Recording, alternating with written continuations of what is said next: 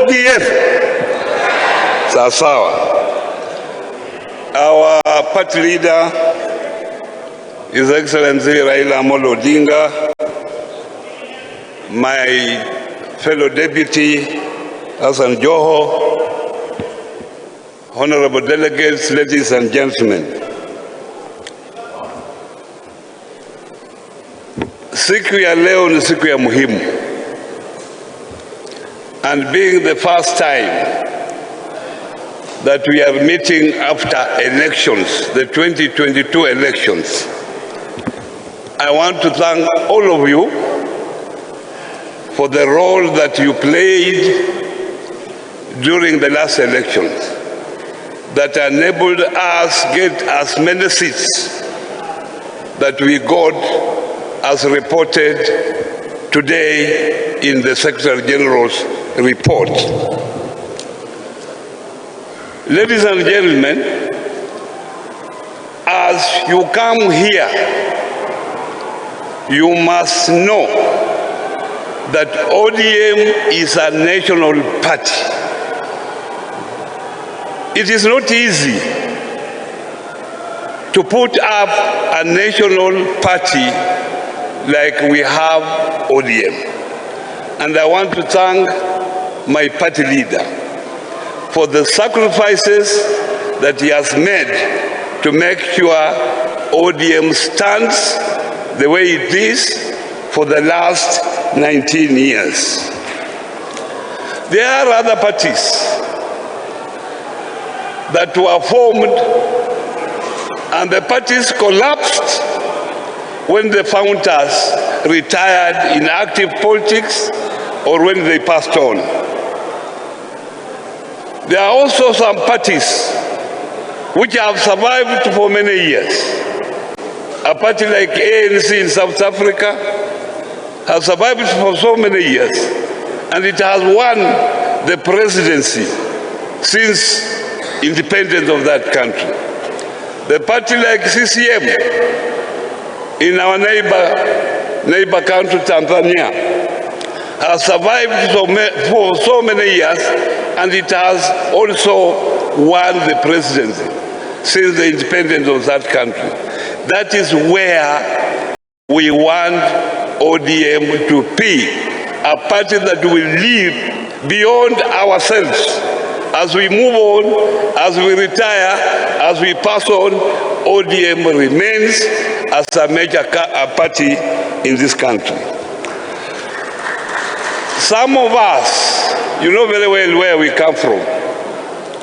There are those regional parties, but we have not joined regional parties because we know those regional parties will go nowhere.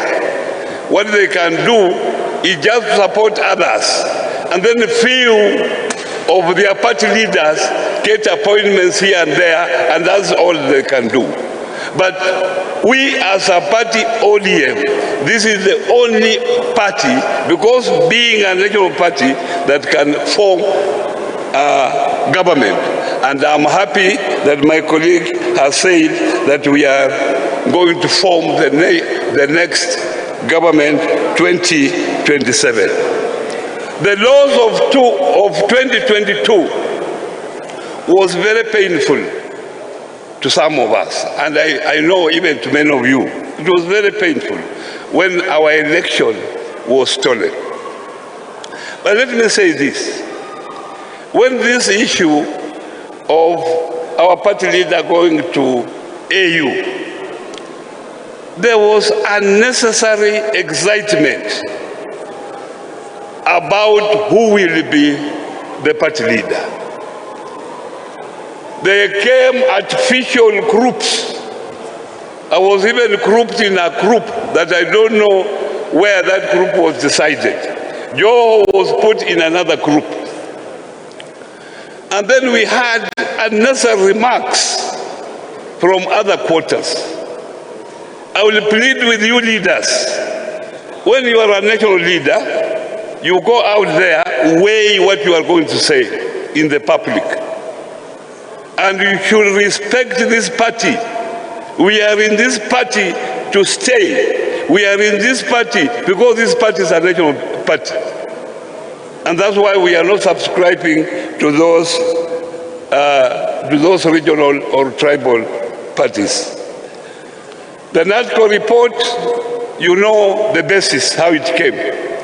I will urge our minority leader here to make sure that that report is implemented to the letter, because most of the issues that are there were very beneficial to our people and to our party as ODM.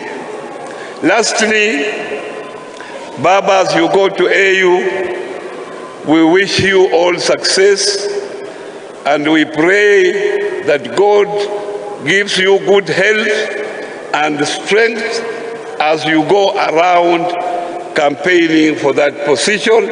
And I know very well that if you get that position will be very beneficial for our party and for our country and East Africa at large. We wish you all success, and thank you very much for holding us together as we stand here today.